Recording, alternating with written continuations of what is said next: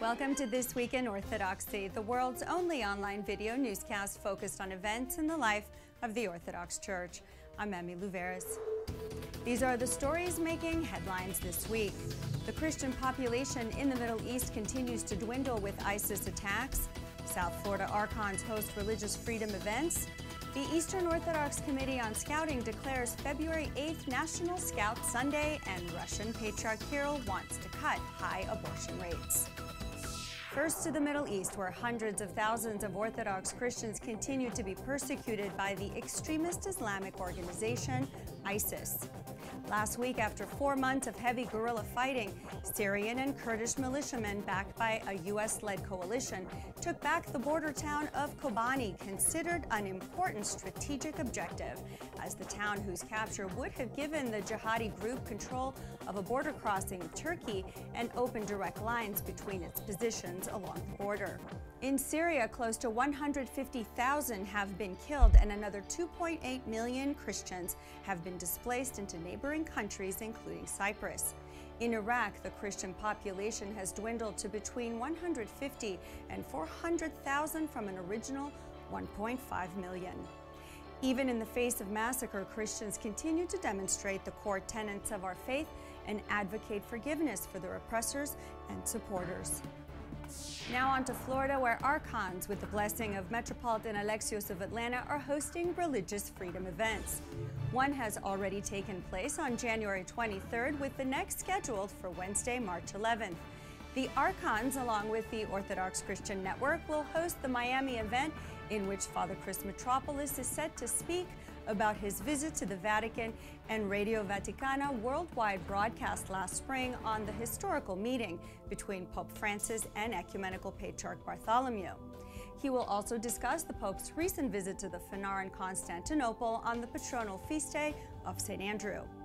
The following Saturday, March 14th, the archons will host a conference in conjunction with St. Catherine Greek Orthodox Church in Naples, Florida. Keynote speakers include Archon Dr. Anthony Limbarakis and Father Fuad Saba, with lectures on uplifting Christ, witnessing for our faith in the face of radical extremisms. This is all part of the Archon's continual religious freedom initiative designed to protect the rights of the Ecumenical Patriarch in Turkey. For more information on the seminars, be sure to visit myocn.net. And February 8th has been declared National Scouting Day by the Eastern Orthodox Committee, a day dedicated to recognizing the good deeds Scouts conduct in their local communities.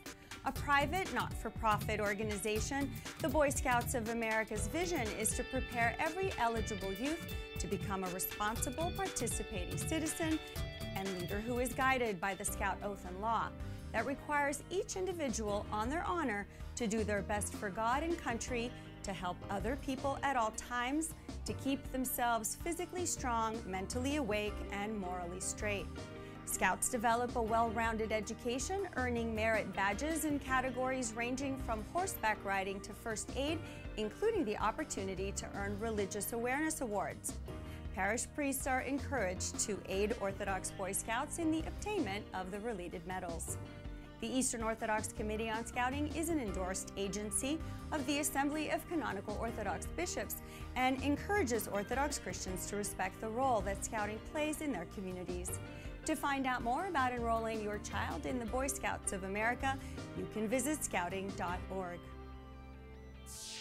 Now to Russia, where Patriarch Kirill, the head of the Russian Orthodox Church, called upon the Moscow parliament to begin a campaign against abortions, starting with canceling state sponsorship for the procedure and aiming at a total nationwide ban.